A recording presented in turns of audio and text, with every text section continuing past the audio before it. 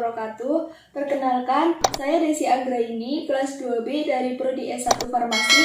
Di sini saya akan menjelaskan tentang toksikokinetik yang meliputi absorpsi, distribusi, metabolisme, dan ekresi. Berikut materinya.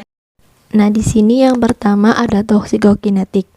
Definisi dari toksikokinetik adalah studi kuantitatif dari pergerakan sebuah zat kimia yang mulai dari masuknya zat kimia ke dalam tubuh, pendistribusiannya ke organ dan jaringan melalui sirkulasi darah, dan disposisi terakhir dengan biotransformasi serta ekresi. Konsep dari toksikokinetik adalah absorpsi, distribusi, metabolisme, dan ekresi atau disebut juga dengan ADME. Nah, di sini saya akan menjelaskan absorpsi. Sebelum zat kimia membuat dampak kesehatan kepada tubuh manusia, zat kimia tersebut harus masuk ke dalam tubuh.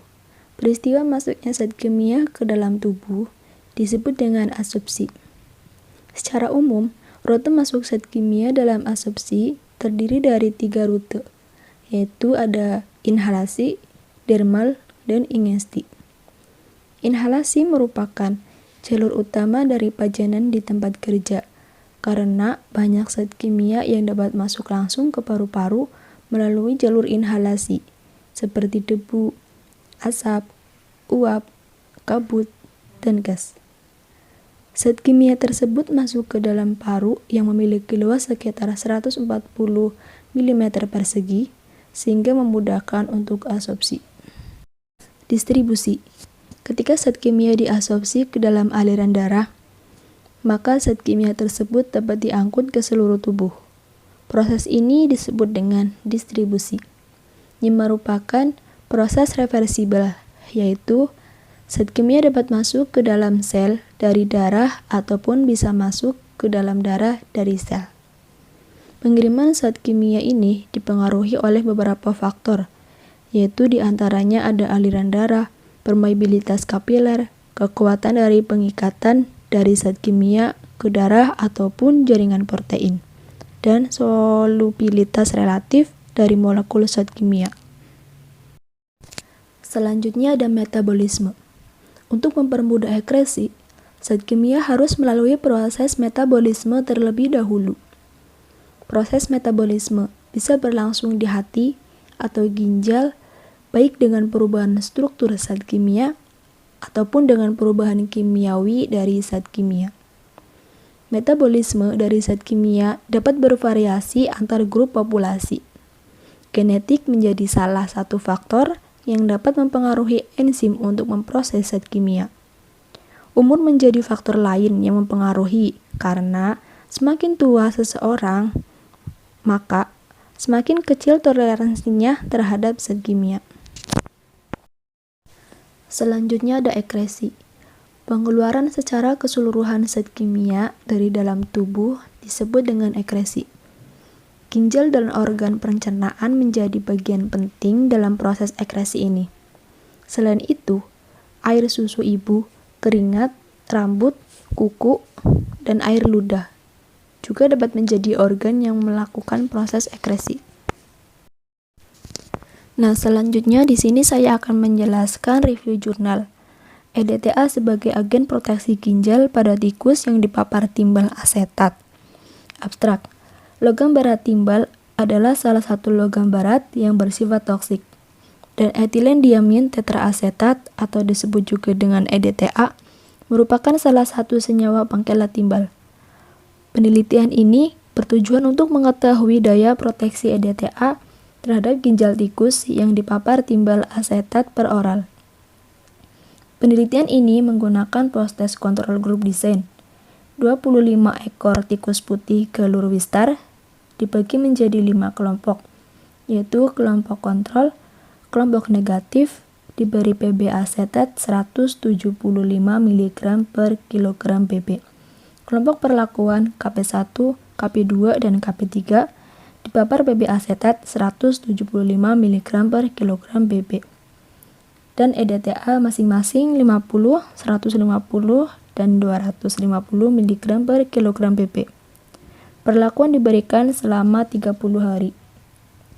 Pada hari ke-31, dilakukan pengukuran kadar PP darah dengan AAS, kemudian tikus dideterminasi dan diambil organ ginjal untuk dianalisis tingkat kerusakan jaringan ginjalnya. Data kadar PP darah dianalisis menggunakan one-way ANOVA dan Duchenne Multiple Rank Test atau disebut dengan DMRT. Tingkat kerusakan ginjal dianalisis secara deskriptif.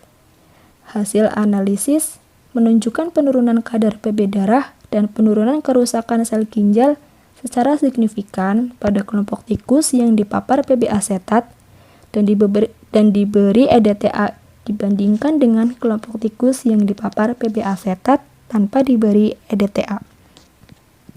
Disimpulkan, EDTA aman digunakan dan efektif mengkelat pada darah serta memproteksi organ ginjal pada dosis 150 mg per kilogram BB. Pada dosis 250 mg per kilogram BB. EDTA mulai bersifat toksik sehingga merusak jaringan ginjal. Selanjutnya ada pendahuluan. Logam barat timbal adalah salah satu logam barat yang bersifat toksik jika kadarnya di dalam tubuh melebihi ambang batas yang ditetapkan The National Institute for Occupational Safety and Health atau NIOSH tahun 2015, yaitu dengan sebesar 5 Nq per desiliter pada orang dewasa. Akumulasi terjadi karena PB dapat masuk secara ingesti, inhalasi, maupun subkutan, dan karena PB2+ sulit dieliminasi dari tubuh. PB2+ yang masuk secara oral dapat terakumulasi dalam tubuh. Pada orang dewasa, PB2+ yang diabsorpsi melalui usus sekitar 5-15%. Ion PB2+ yang tidak terikat pada jaringan akan diekskresikan melalui urin dan keringat. Jika kadar PB2+ di dalam tubuh terlalu tinggi, maka sebagian akan dikeluarkan melalui feses. Jika feses mengandung PP2+ dalam kadar yang tinggi, dapat diperkirakan sudah terjadi hiperakumulasi PP2+ di dalam tubuh. Hiperakumulasi PP2+ di dalam tubuh akan mengganggu fungsi tubuh dengan menimbulkan efek toksik pada setiap sistem tubuh. Ginjal sebagai organ ekskresi memainkan peranan penting dalam fungsi tubuh. Salah satu efek negatif PB2+ anorganik adalah nefropati yang dapat mengganggu kerja ginjal. Untuk mencegah kerusakan organ ginjal, digunakanlah senyawa pengkelat timbal yang aman pada saat bereaksi di dalam tubuh. Salah satu senyawa pengkelat yang umum digunakan adalah etilendiamin tetraasetat atau disebut juga dengan EDTA. Pada kasus pasien dengan kadar PP darah melebihi 50 Nq per desiliter, dilakukan terapi pengkelat dengan EDTA kalsium disonium atau disebut juga dengan CaNa2 EDTA, dimekarpol, dipenisilamin, dan 2,3 dimercatrofusinis acid. EDTA ini biasanya diberikan dalam bentuk infus melalui intravena pada penderita keracunan PB2+. Senyawa EDTA diketahui melalui pengkelat PP2+, sehingga diharapkan akan mampu memproteksi organ ginjal dari dampak negatif akibat akumulasi PB2+. Hasil dari review jurnal dan pembahasan dari review jurnal tersebut. Kadar PP darah. Tikus kelompok kontrol negatif memiliki merata kadar PB darah tertinggi dibandingkan kelompok perlakuan yang lain. Kelompok tikus yang diberi PB2+ asetat dan EDTA, yaitu pada kelompok perlakuan 1, kelompok perlakuan 2, dan kelompok perlakuan 3, menunjukkan rata kadar PP2+ dalam darah yang setara dengan kadar PP2+ darah tikus kelompok kontrol. Nah, di sini ada gambar diagram di sini, yaitu yang mempunyai kadar darah tertinggi yaitu pada kontrol negatif sebanyak 4,5. Kemudian ada kesimpulan dari review jurnal, yaitu pemberian EDTA dosis 150 mg per kilogram BB aman digunakan dan paling efektif mengkilat ion Pp2+, sehingga mampu menurunkan kadar Pp2+ darah dan memproteksi ginjal tikus yang dipapar Pp2+ asetat.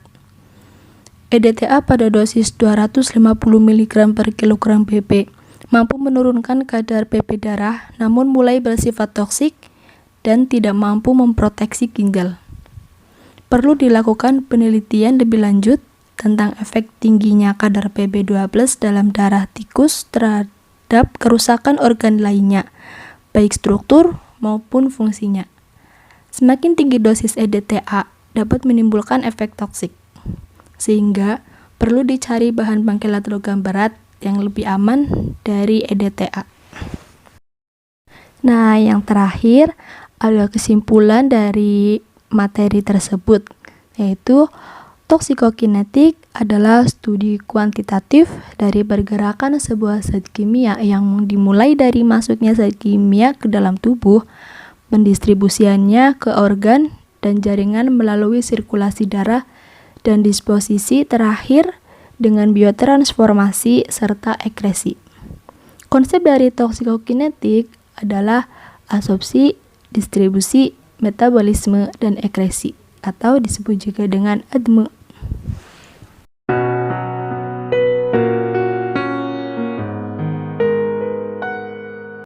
Dan penjelasan dari saya, semoga bermanfaat. Kurang lebihnya mohon maaf. Wassalamualaikum warahmatullahi wabarakatuh.